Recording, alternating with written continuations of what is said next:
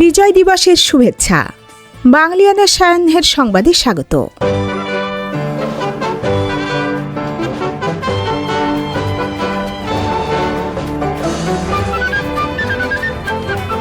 পুরো বিজয়ের মাস জুড়ে দেখুন বাঙালিয়ানার বিশেষ আয়োজন।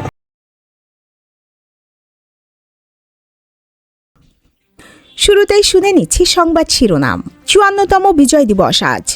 ২৪-এর আন্দোলনে গুড়িয়ে ফেলা মুক্তিযুদ্ধের স্মৃতিময় ভাস্কর্য ও স্থাপনা উদ্ধারে নেই কোনো উদ্যোগ। ঘৃণার প্রতীক হিসেবে আঁকা পাকিস্তানের পতাকা নিয়ে জগন্নাথ বিশ্ববিদ্যালয়ের উত্তেজনা। বিরোধীদের দাবি পাকিস্তানের সঙ্গে মিউচুয়াল হচ্ছে। বিজয় দিবসে জামায়াতের নতুন আস্ফালন। দাবি ২৫ মার্চের আগে গণহত্যা চালায় মুজিব বাহিনী। ফিরে এসেছে নয়া ফ্যাসিজমের আতঙ্ক। আনিস আলমগীরকে গ্রেপ্তার করে সরকারের বার্তা, সমালোচনা নয়। এছাড়াও সংবাদ শেষের পর শহীদ বুদ্ধিজীবী ও শিক্ষক আনোয়ার পাশা আর তার কালজয়ী উপন্যাস রাইফেল রটি আওরাত নিয়ে দেখবেন বাঙালিয়ানার বিশেষ আয়োজন। এবার অন্যান্য সংবাদের সঙ্গে বিস্তারিত।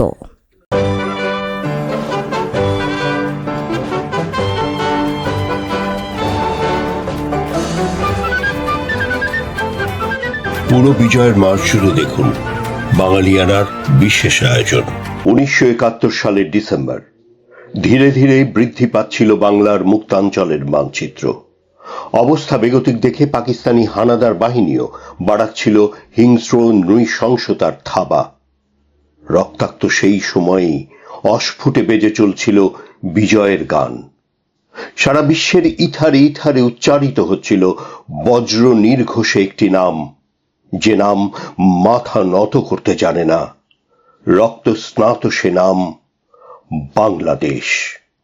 বিজয় নিশান উড়ছে ওই খুশির হাওয়ায় ওই উড়ছে।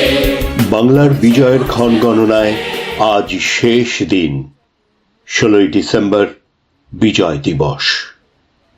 পাকিস্তান সেনাবাহিনীর পূর্বাঞ্চলীয় কমান্ডার লেফটেন্যান্ট জেনারেল আমির আবদুল্লাহ খান নিয়াজির নির্দেশে পাক বাহিনী ভোর ৫টা থেকে যুদ্ধবিরতি শুরু করে।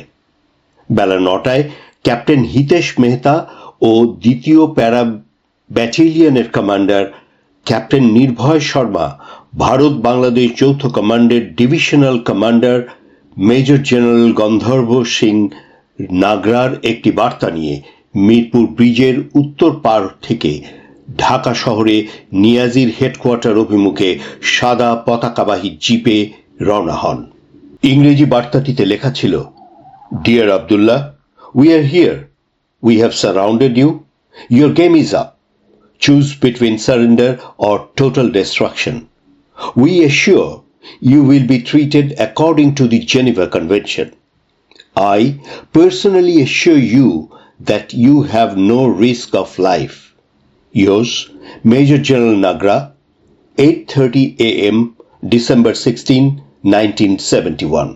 পাক সেনাবাহিনীর ৩৬ ডিভিশনের দায়িত্বে থাকা major general Mohammad Jamshed general নিয়াজির জবাব নিয়ে মিরপুর ব্রিজের উত্তর পারে এসে জেনারেল নাগরার সাথে সাক্ষাৎ করেন।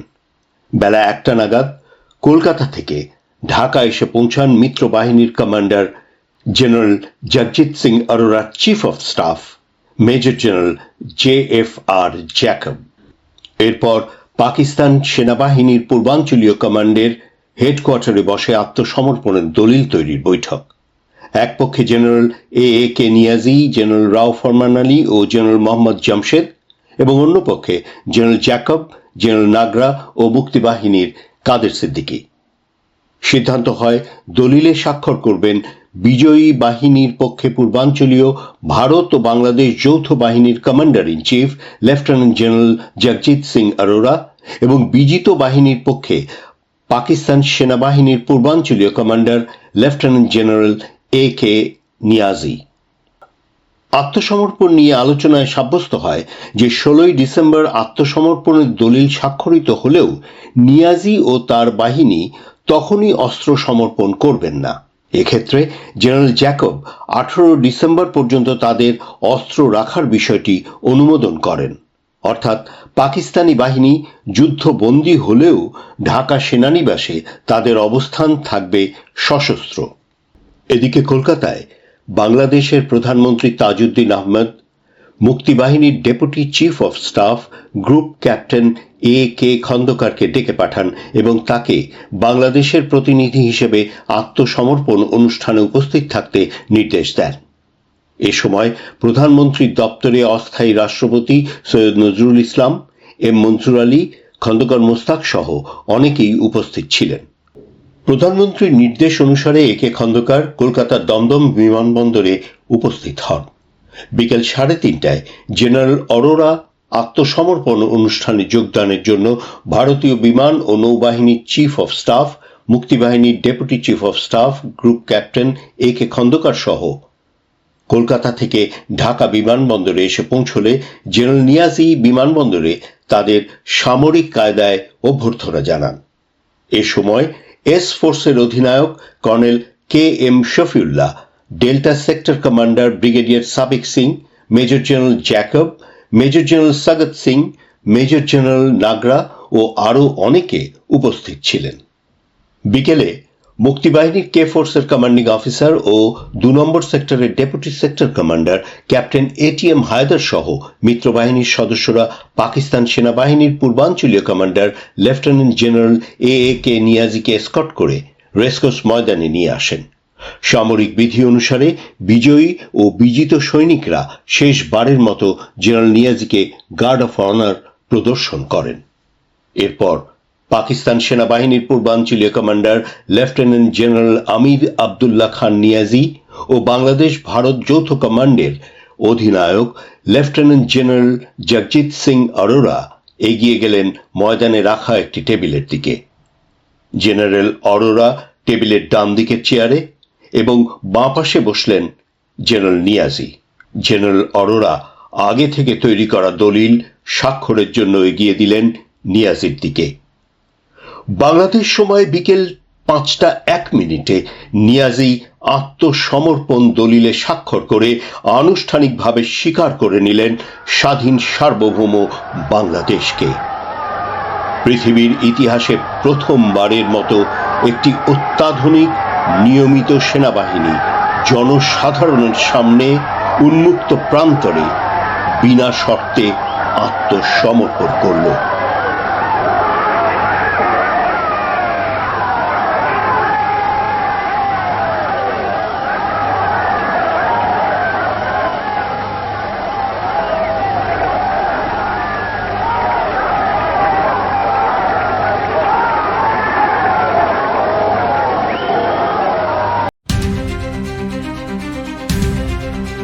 ছাত্র জনতার আন্দোলনের মুখে গত বছরের 5 আগস্ট আওয়ামী লীগ সরকারের পতন হয়। এরপর রাজধানী সহ সারা দেশের বিভিন্ন স্থানে অসংখ্য ভাস্কর্য, রিলিফ ভাস্কর্য, মুরাল ও স্মৃতি স্তম্ভে ভাঙচুর অগ্নিসংযোগ করা হয়। এগুলোর মধ্যে বঙ্গবন্ধু শেখ মুজিবুর রহমান, তার পরিবারের সদস্য, জাতীয় 4 নেতা সহ বিশিষ্ট ব্যক্তিদের ভাস্কর্য, মুরাল রয়েছে। আছে মুক্তিযুদ্ধ, বিভিন্ন ঐতিহাসিক ঘটনা ও প্রসঙ্গের প্রতীকের ভাস্কর্য, মুরাল। 2024 আগস্ট পরবর্তী সময়ে ঢাকা বিশ্ববিদ্যালয়ের চারুকলা বিভাগ থেকে বলা হয় তারা একটি তালিকা করে ভাস্কর্য নিয়ে কাজ করতে চান। এরপর দেশব্যাপী ভাঙচুর করা ভাস্কর্যের একটি খসড়া তালিকা তৈরি করা হয়েছে বলে নিশ্চিত করেছে ঢাকা বিশ্ববিদ্যালয়ের ভাস্কর্য বিভাগের চেয়ারম্যান নাসিমুল কবির। তিনি বলেন, ভাঙচুর করা অনেক ভাস্কর্যের সঙ্গে আসলে রাজনৈতিক কোনো সম্পর্ক ছিল না, তবুও সেসব ভাস্কর্য ভাঙচুর করা হয়েছে। এর মধ্যে উল্লেখযোগ্য ময়মনসিংহের মহারাজা শশীকান্ত আচার্যের বাড়ির ভেনাস ভাস্কর্য। এটা বহু আগে থেকেই একদল ধর্মীয় উগ্রবাদী ভেঙে ফেলার চেষ্টা করছিলেন, যেটার আসলে ঐতিহ্য, মূল্য এবং তাৎপর্য অপরিসীম। নাসিমুল কবির বলেন, এছাড়াও ঢাকা বিশ্ববিদ্যালয়ের ফুলার রোডে অবস্থিত ঢাকা বিশ্ববিদ্যালয়ের সাবেক শিক্ষার্থী শিল্পী শামীম শিকদারের নির্মিত অর্ধশতাধিক মনীষীদের প্রতিকৃতি ভাস্কর্য ভাঙচুর করা হয়েছে। শিশু একাডেমির সামনে সুলতানুল ইসলাম নির্মিত ভাস্কর্য দুরন্ত, দিনাজপুরের কাহারোল উপজেলায় শিল্পী মানবেন্দ্র ঘোষের সাঁওতাল বিদ্রোহের উপর নির্মিত তেভাগা চত্বর ভাঙা হয়েছে, যেগুলো আসলে ধর্মান্ধরা ভেঙেছে। তিনি আরও বলেন, এখন পর্যন্ত কোনো ভাস্কর্য সংস্কার কিংবা পুনর্নির্মাণ করার কোনো তথ্য আমাদের কাছে নেই। এমনকি এসব ভাস্কর্য কিভাবে ঠিক করা যাবে সেটা নিয়েও মন্ত্রণালয় থেকে কোনো উদ্যোগ দেখা যাচ্ছে না। ঢাকা বিশ্ববিদ্যালয়ের ভাস্কর্য বিভাগ থেকে প্রাপ্ত তথ্য মতে মেহেরপুরের মুজিবনগরে ৩ শতাধিক মুক্তিযুদ্ধের প্রামাণ্য ভাস্কর্য ভাঙচুর করা হয়েছে। এসব ভাস্কর্য ছাড়াও দেশব্যাপী মুক্তিযুদ্ধ, মুক্তিযোদ্ধা ও বঙ্গবন্ধু শেখ মুজিবুর রহমানের উপর নির্মিত অসংখ্য ভাস্কর্য ভাঙচুর করা হয়েছে।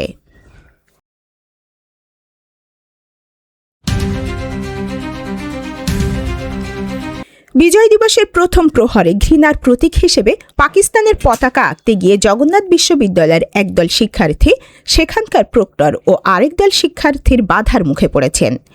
এ সময় লাঞ্ছিত হয়েছেন ক্যাম্পাসের এক সাংবাদিক। পরে বিশ্ববিদ্যালয় ছাত্রদলের সহায়তায় সড়কে 2টি পতাকা আঁকা হয়, যাতে দেওয়া হয় জুতার ছাপ। প্রত্যক্ষদর্শীরা জানান, প্রথম প্রহরে প্রধান ফটকের সড়কে একদল শিক্ষার্থী ওই পতাকা আঁকতে গেলে বাধা সাধেন প্রক্টর অধ্যাপক মোহাম্মদ তাজাম্মুল হক। এ সময় তিনি প্রশাসনের অনুমতি নিয়ে পতাকা আঁকার পরামর্শ দেন। তখন শিক্ষার্থীদের তরফে বলা হয়, এর আগে ইসরায়েলের পতাকা আঁকা হলেও তখন অনুমতির প্রয়োজন হয়নি, এখন অনুমতি লাগবে কেন? এ সময় আঁকিয়েদের তীব্র প্রতিক্রিয়ার মুখে ওই শিক্ষার্থী বাসে উঠে যান।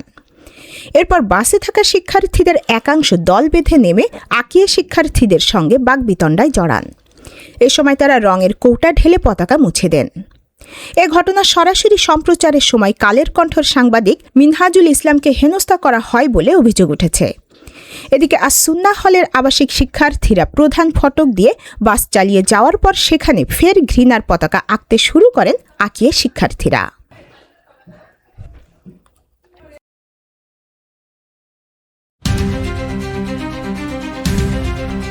চট্টগ্রাম মহানগর জামায়াতের আমির মোহাম্মদ নজরুল ইসলাম বলেছেন, ব্রিটিশ বিরোধী আন্দোলনের ধারাবাহিকতায় অসংখ্য মানুষের ত্যাগ কুরবানির বিনিময়ে 1947 সালে আমরা স্বাধীনতা লাভ করি।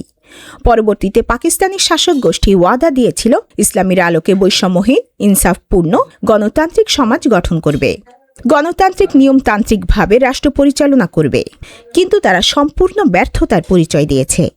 অবশেষে বাধ্য হয়ে আমাদের মুক্তিযুদ্ধে অবতীর্ণ হতে হয়েছে। তিনি বলেন, 1970 সালের নির্বাচনে শেখ মুজিবুর রহমান সংখ্যাগরিষ্ঠতা অর্জনের পরও তার হাতে ক্ষমতা হস্তান্তর করা হয়নি। আজকের দিনে ইতিহাসের কালো অধ্যায়গুলো উদ্ধার করতে হবে। মূলত 25 মার্চের আগে মুজিব বাহিনী এলাকায় গণহত্যা চালিয়েছিল। এই গণহত্যার প্রতিক্রিয়া স্বরূপ 25শে মার্চে পাকিস্তানি সেনাবাহিনী নামিয়ে ক্র্যাকডাউন করে দিয়েছিল। মোহাম্মদ নজরুল ইসলাম বলেন, 1970 সালের 30 মার্চ লিগ্যাল ফ্রেমওয়ার্ক ওয়ার্ডার স্বাক্ষরিত হয়েছিল। সেখানে রাজনৈতিক দলগুলোর ওয়াদা ছিল পাকিস্তানের ঐক্য ভাঙা যাবে না এবং ইসলামের বিরোধিতা করা যাবে না, এবং 1970 সালের নির্বাচনী ম্যানিফেস্টোতে আওয়ামী লীগ যুক্ত করেছিল কোরআন সুন্না বিরোধী আইন করা হবে না। 25 মার্চ দিবাগত রাতে পাকিস্তানের কাছে আত্মসমর্পণ করে শেখ মুজিবুর রহমান জেলখানায় আরামে দিন কাটিয়েছেন। সেই ইতিহাস আমাদের উদ্ধার করতে হবে।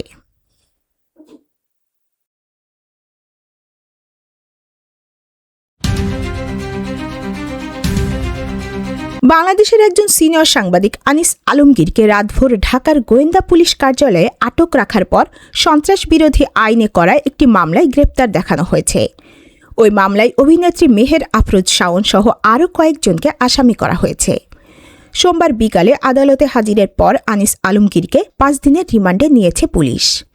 মামলায় গ্রেপ্তার দেখানোর আগে তাদের বিরুদ্ধে থানায় যে অভিযোগ দায়ের করা হয়েছে তাতে সামাজিক মাধ্যম ও টক শোতে বসে আওয়ামী লীগকে ফিরিয়ে আনার প্রোপাগান্ডা চালানোর অভিযোগ আনা হয়েছে। তাকে গ্রেপ্তার করায় প্রশ্ন উঠেছে, সরকারের সমালোচনা গ্রহণ করা হবে না এমন বার্তাই এই গ্রেপ্তারের মাধ্যমে দেওয়া হলো কিনা। আওয়ামী লীগ সরকারের সময়ে ভয়ের সংস্কৃতি গড়ে তোলার যে অভিযোগ উঠেছিল, এখন আবার সেই ভয়ের সংস্কৃতি ফিরে এসেছে কিনা সেই প্রশ্ন উঠেছে। এই গ্রেপ্তারের ঘটনায় উদ্বেগ ও নিন্দা জানিয়েছে মানবাধিকার সংগঠন আইন ও সালিশ কেন্দ্র। এ ধরনের গ্রেপ্তার ভিন্নমত দমনের একটি বিপজ্জনক দৃষ্টান্ত স্থাপন করে বলে মন্তব্য করেছে সংস্থাটি। এই গ্রেপ্তারে নিন্দা জানিয়ে সম্পাদক পরিষদ বলেছে, এ ধরনের আচরণ অতীতের স্বৈরাচারী শাসনামলে সাংবাদিকদের প্রতি রাষ্ট্রীয় দমন পীড়নের স্মৃতি উস্কে দেয়। একজন সাংবাদিককে অভিযোগ ছাড়াই ডিবি কার্যালয়ে ডেকে নেওয়া, সেখানে আটকে রাখা, পরে সন্ত্রাস বিরোধী আইনে গ্রেপ্তার দেখানো কোনোভাবেই গ্রহণযোগ্য নয়।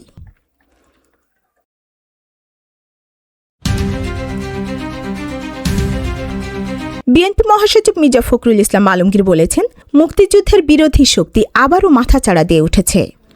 তবে গণতন্ত্রকামী মানুষ তাদের সেই ষড়যন্ত্র নস্যাৎ করে দেবে। আমরা শপথ নিয়েছি, গণতন্ত্র প্রতিষ্ঠার জন্য আমরা যে সংগ্রাম করছি সেটা অব্যাহত রাখব। একটি গণতান্ত্রিক রাষ্ট্র অবশ্যই প্রতিষ্ঠা করব।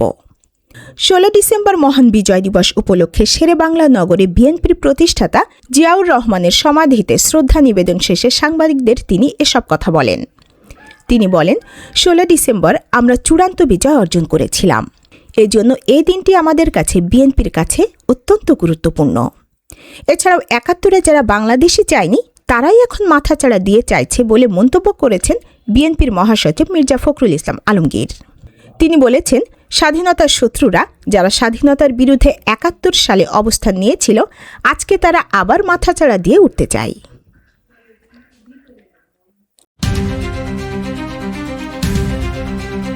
অর্থনৈতিক মুক্তির লক্ষ্যে 71-এ যে সংগ্রাম হয়েছে, 24-এর গণ অভ্যুত্থান সেই আকাঙ্ক্ষারই ধারাবাহিকতা বলে মনে করেন সমাজ কল্যাণ উপদেষ্টা শারমিন এস মুর্শিদ।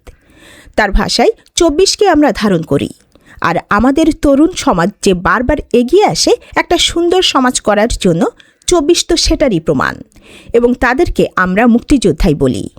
তিনি বলেন, এখানে আমি বলবো যে এখানে তুলনার কোনো জায়গা নেই। এটা একটা আমাদের মুক্তির সংগ্রামের একটা চলমান যাত্রা। বিজয় দিবসের সকালে জাতীয় স্মৃতিসৌধে শ্রদ্ধা নিবেদন শেষে তিনি এ মন্তব্য করেন। 71-এর মুক্তিযুদ্ধ নিয়ে কোনো অনাকাঙ্ক্ষিত ব্যাখ্যা আমাদের দেশকে ছোট করে বলেও মন্তব্য করেন তিনি। শারমিন এস মুর্শিদ বলেন, 71-এ আমরা গণতন্ত্র চেয়েছিলাম, সাম্য চেয়েছিলাম, সমতা চেয়েছিলাম, আমাদের ন্যায্যতা চেয়েছিলাম। 24 কি ভিন্ন কিছু? সেই ন্যায্যতাই চেয়েছি, সেই সমান অধিকারই চেয়েছি, সেই গণতন্ত্রই চেয়েছি।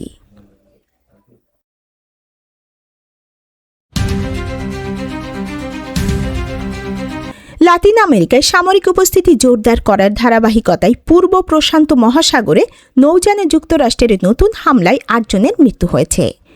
কয়েকদিন আগেই যুক্তরাষ্ট্রের সেনাবাহিনী ভেনেজুয়েলার একটি তেলবাহী ট্যাঙ্কার জব্দ করে। সামাজিক যোগাযোগ মাধ্যমে দেওয়া এক পোস্টে যুক্তরাষ্ট্রের সাউদার্ন কমান্ড জানায়, প্রতিরক্ষা মন্ত্রী পিট হেগসেথের নির্দেশে সোমবার আন্তর্জাতিক জলসীমায় 3টি নৌযানে প্রাণঘাতী কাইনেটিক হামলা চালানো হয়। সাউথকম এক বিবৃতিতে জানায়, এসব হামলায় মোট 8 জন নিহত হয়েছেন। বিবৃতিতে বলা হয়, প্রথম নৌযানে 3 জন, দ্বিতীয়টিতে 2 জন এবং তৃতীয়টিতে 3 জন নিহত হয়েছেন। তবে নিহতরা মাদক পাচারের সঙ্গে জড়িত ছিল এমন দাবি করলেও এর পক্ষে কোনো প্রমাণ দেয়নি যুক্তরাষ্ট্র।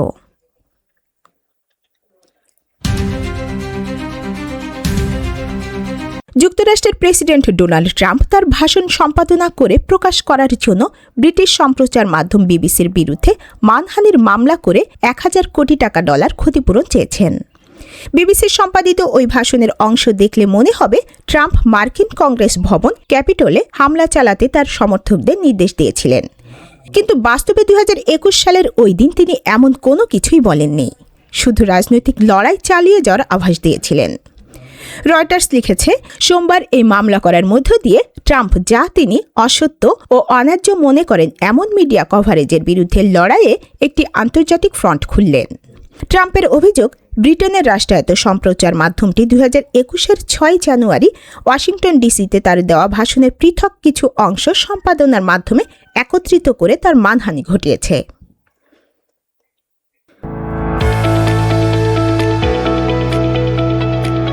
এবার শুনে নিচ্ছি বাঙালিয়ানা বাণিজ্য সংবাদ। মার্কিন বিদ্যুৎ চালিত গাড়ি নির্মাতা টেসলার বোর্ড সদস্যরা শেয়ার রিওয়ার্ড থেকে মোট প্রায় $300 কোটি আয় করেছেন। যুক্তরাষ্ট্রের বড় প্রযুক্তি কোম্পানিগুলোর পরিচালকদের তুলনায় এই অঙ্ক কয়েক গুণ বেশি। কোম্পানির বেতন ও কর্পোরেট প্রশাসন বিশ্লেষণকারী প্রতিষ্ঠান ইকুইলারের এক বিশ্লেষণে এই তথ্য উঠে এসেছে। রয়টার্সের জন্য বিশ্লেষণটি করেছে প্রতিষ্ঠানটি। এই আয় মূলত টেসলার শেয়ারের দাম দীর্ঘ সময় ধরে বেড়ে যাওয়ার ফল। বোর্ড সদস্যরা কম দামে পাওয়া শেয়ার বা স্টক অপশন করে বেশি দামে বিক্রি করে বিপুল লাভ করেছেন।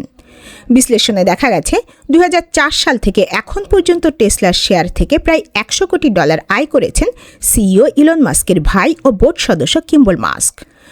বোর্ডের অন্য সদস্যদের মধ্যে রয়েছেন পরিচালক আয়রা এহরেন-প্রেইস ও বোর্ড চেয়ারম্যান রবিন ডেনহোলম। এহরেন-প্রেইস 2007 সাল থেকে প্রায় $86 কোটি 90 লাখ এবং ডেনহোলম 2014 সাল থেকে প্রায় $65 কোটি আয় করেছেন।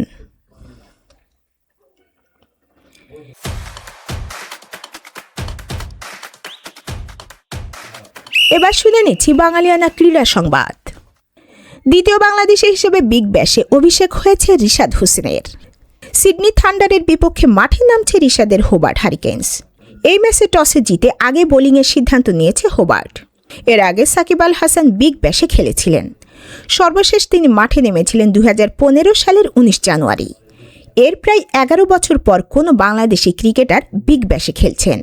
এদিন মাইল ফলকের ম্যাচে খেলছেন বেন ম্যাকডারমাটো। তিনি হোবার্টের হয়ে 100তম ম্যাচে মাঠে নামছেন।